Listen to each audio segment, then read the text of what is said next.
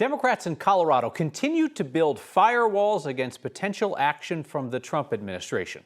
Today, Democrats in the state Senate passed a bill requiring emergency rooms to perform an abortion if it's necessary to save the mother's life. That is currently federal law too, but might not be for long. Federal law requires ERs to save patients' lives, and that includes performing an abortion to save the life of a mother, regardless of that patient's ability to pay. But the Trump administration has been signaling that it will not enforce that law, at least in states with strict abortion bans. Democrats in Colorado have been trying to layer on state-level protections on a variety of issues, including abortion, in case the Trump administration or the conservative majority Supreme Court roll back federal law. Colorado is stepping in where the federal government has decided not to. The Trump administration has decided they are not going to enforce an emergency care bill, when patients are in the ER and they need abortion care. So Colorado has decided, well, we are going to have to do that on our own. So this bill now heads to the House. It would need the governor's signature after that. Colorado State Health Department continues to report a surge in people traveling here for abortions. According to their latest numbers, about a third of all abortions in Colorado involve patients from out of state. Colorado is now one of a dozen states suing to stop President Trump's tariff war against the world, saying that quote-unquote chaos is going to hurt Colorado's economy and workers. Lawsuit filed today before the U.S. Court of International Trade in New York challenges the president's authority to impose the tariffs unilaterally instead of going through Congress, and it asks the court to block government agencies from enforcing the tariffs. Democratic Governor Jared Polis has been a consistent critic of tariffs, including tariffs under the Biden administration. And the state says that 820,000 jobs in Colorado are supported by international trade, about 20% of all jobs in Colorado. The lawsuit asked the court to stop additional tariffs from taking effect July 9th. Trump administration has not responded to this case, but has previously said they believe the president can take tariff power away from Congress and use it himself during a national trade emergency. Colorado has such a well-known problem with missing and murdered indigenous people that the state created a whole office to address the issue and put in a statewide alert system. The FBI just announced it's sending more agents to Denver to work unsolved violent crimes on tribal land. But our Jaleesa Irizarry found out they won't be solving crimes in Colorado. With one email, a lot of news articles were written reporting on the, quote, surge of FBI agents deploying across the country to help unsolved violent crimes on reservations. According to that news release sent by the Department of Justice, that included a field office in Colorado. I feel like their spirits are unsettled until their cases are solved. Lynette Grable is on the Missing and Murdered Indigenous Relatives, or MMIR, task force in Colorado, as well as one in Wyoming. When she initially heard the news of more resources, she thought, I think this is very impactful to the families who are affected. But now that impact may be in not a good way. While the FBI is bringing more agents to Colorado, according to FBI Denver spokesperson Vicky Magoya, they don't plan to look at cases here. According to an email from Magoya, FBI Denver covers Colorado and Wyoming and, quote, as far as I know, this initiative is relevant only to Wyoming, not the reservations in Colorado. Despite the state having 2 reservations, and according to the MMIR task force, a handful of unsolved cold cases between them, 2 of which the FBI appears to be the lead agency. It doesn't bring hope is what I'm saying. It's not empowering the families, but if they're coming to Wyoming and to cover Wyoming things, I would assume that Colorado would be in coalition with that because they serve both states. When we asked FBI Denver multiple times why they're not looking into any Colorado cases, they simply said, quote, I don't have anything for you. Now, all Grable does have, why now, is more questions. I don't have good hopes or high hopes that this is going to generate anything positive. We reached out to both the Southern Ute and Ute Mountain Reservation, but haven't heard back. Grable says task force members have reached out to the feds offering some support, but they haven't received a response. Yeah, haven't received a response. That's kind of par for the course when we reach out to the feds on a number of issues now. Often you just kind of get no explanation. It would at least be good to know, like, What has made them prioritize other states over Colorado's given our issues? That's a simple question, right? And that's what they want to know. They want to know, why isn't Colorado, being seen? Why aren't these cases taking, a priority for the FBI? Because they have done such a tremendous job of trying to get MMIR problems. They want them to be the main headline right now. All right, Julie Sarazari, thank you. City of Denver is moving forward with a plan to spend $70 million on a new women's soccer stadium. The city would use money from the Elevate Denver bond to buy the land for the stadium, make infrastructure improvements in the area, and add parks and trails. The city says that it's spent about $1 billion combined for the 3 men's sports stadiums in Denver. This stadium for the still unnamed women's soccer team is going up in the Baker neighborhood near I-25 and Broadway. The franchise owners say they plan to spend up to $200 million of their own to build the stadium, and they expect that the project could generate up to $2 billion in economic impact over 30 years. Plan still needs final approval from City Council. That vote is expected to happen next month. The U.S. military has backed down again when we asked them why they purged the story of a Coloradan who served honorably in the military.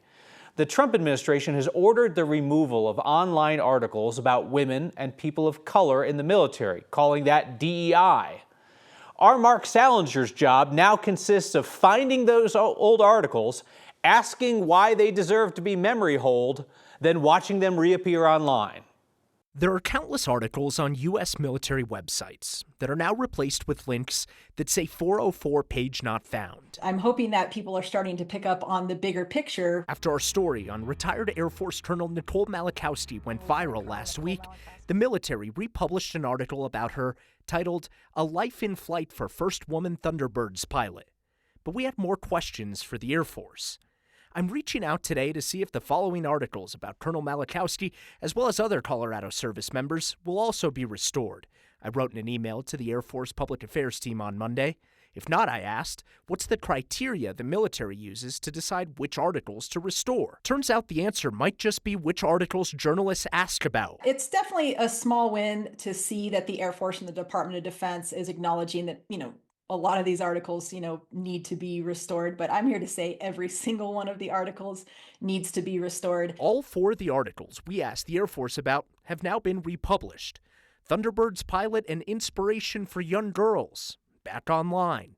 Breaking Ground, Women Air Force Service Pilots, also back online. And an article about Colorado's Lieutenant Colonel James Harvey has also been restored. He was the first black fighter jet pilot to go into combat in Korea. And I think we as Americans should be absolutely appalled that we are censoring the legitimate, honorable service of our Tuskegee Airmen. The Pentagon released a statement last month acknowledging that some articles were deleted by mistake, promising to restore them. Every now and then, because of the realities of AI tools and other software, some important content was incorrectly pulled offline to be reviewed. Yet it's hard to know how and why some are restored and others aren't when we don't know the full scope of which have been deleted. The Air Force told me in a statement, if removed material is deemed to be historical, action will be taken to restore the information accordingly. We also don't know how the military determines if an article is considered to cover DEI or history. So I guess the next question becomes, if anybody has an article out there that they want to see if it's history or DEI, let us know, send it to us, and we'll ask the Air Force. I'm going to get in trouble for this. This is deeply dumb. This is remarkably dumb. Not that you're spending your time on this. This is a worthwhile thing to spend your time on. But there's somebody presumably getting paid with our tax dollars purging these articles about women and people of color, then putting them back up when Mark Salinger's like, where'd that article go, man? These are heroes, right? I mean, you look at James Harvey and Nicole Malachowski. These are people who fought our country, who defended our country, who wore the uniform of our nation. And then now we're good enough to serve, but say they aren't good enough to be remembered in that sense. And the second that you're like, why'd you take it down? They're like, whoops, daisy. It's wild. It's wild. Well, keep up the good keep work, asking. Right? All right, Mark, thank you. If you want to help a kid excel in school, make books part of their life as soon as you can, before they get to kindergarten. This has long been known to be true. Imagination Library chapters across Colorado mail out books to families each month at no cost to them. When I heard that Denver's Imagination Library chapter was pausing its book deliveries due to a funding issue, I thought we could help with that. This week's Word of Thanks microgiving campaign is supporting the Imagination Library programs in Denver and across Colorado. About 75,000 kids in our state receive those books each month. Families reading together helps kids get ready for school. Imagination Library's study in Colorado found their kids are significantly more likely to avoid reading issues when they get to school. Yes, Imagination Library is the program started by Dolly Parton. No, Dolly Parton does not pay for the books herself. Local chapters pay for the books, and in Colorado, half the cost is covered by the state, half is covered by the nonprofit affiliates that work at the county level. Denver's program runs lean. They have no paid staff, and demand from new signups has outpaced their recent fundraising. So let's get Denver's Imagination Library program up and running again, and then let's help out some other high-need counties. The statewide nonprofit that oversees the program is going to take in all of our donations and then grant them out to the highest need programs. They've identified right off the bat Denver, Aurora, Morgan County on the Eastern Plains, Weld County up north, Delta County on the Western Slope. They are going to get the dollars to where they're needed most without our generosity overwhelming any one small county chapter and without that state organization taking $1 for helping out with this process. We appreciate that. Scan the QR code on your screen or text the word thanks to 303-871-1491 to get the link to donate and put books in the hands of kids. Just like we've done for 255 weeks now, I'll match the first 50 donations of $5 to get us rolling.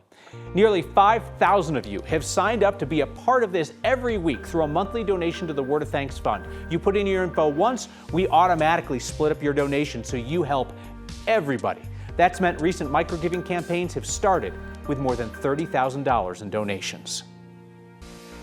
Well, if you're looking at the thermometer and you're thinking, this is weird, it is not just you. Extreme temperature swings in our state are becoming more common. There's a stray dog in the city getting a new home and a new job.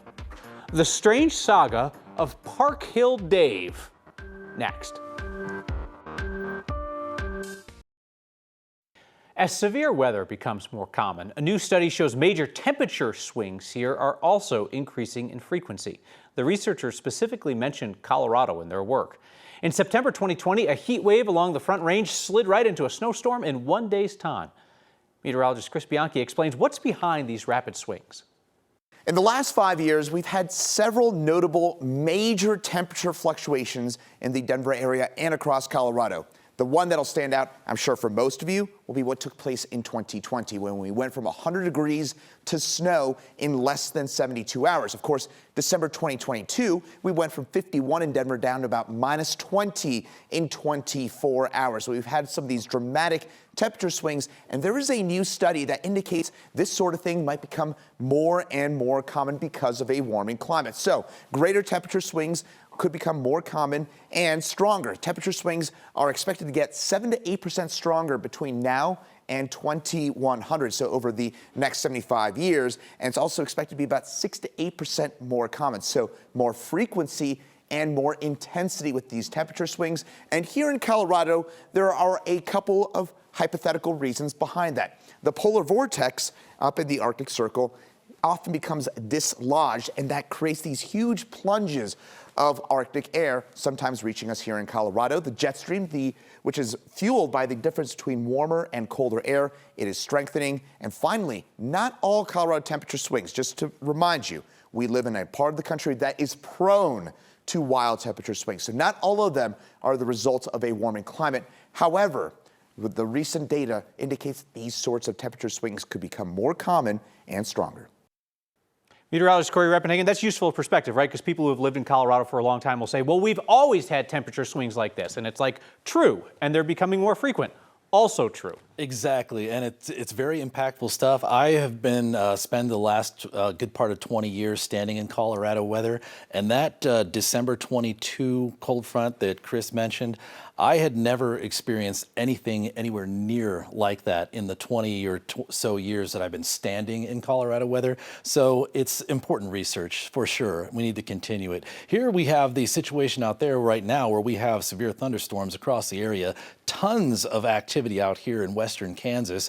One severe thunderstorm out in our area, rolling through Elbert County right now. We did have one golf ball size report out of this storm. It is a rotating storm, a rotating supercell, so that's going to keep the updraft clean as it moves into Lyman. So expect that to continue to put down some hail as that moves out towards your way. We have a severe thunderstorm watch out to the east here, which does include some areas where that storm is headed here. The bulk of the activity here, but that Palmer Divide magic here pushing a storm into this area, and that's going to probably stay severe as it goes through the rest of the night here. Tomorrow, the threat moves a little bit closer to the Front Range here. We have a level 1 severe thunderstorm threat that does include the Front Range. So enjoy the warm, sunny day before the clouds come in here by about 1 o'clock in the afternoon. So we'll have a little bit of more rain possible on Friday, but the weekend, Kyle, looks real nice. This is definitely an other duties as assigned kind of task for the team. Denver Parks and Rec is not the local dog catcher, but they have been looking to catch one dog for quite a long time, hoping to put him to work. The Park Hill Golf Course in Denver has been closed to the public for years. Long story, nasty fight. But anyway, one visitor found his way in, creating a years-long issue for the city.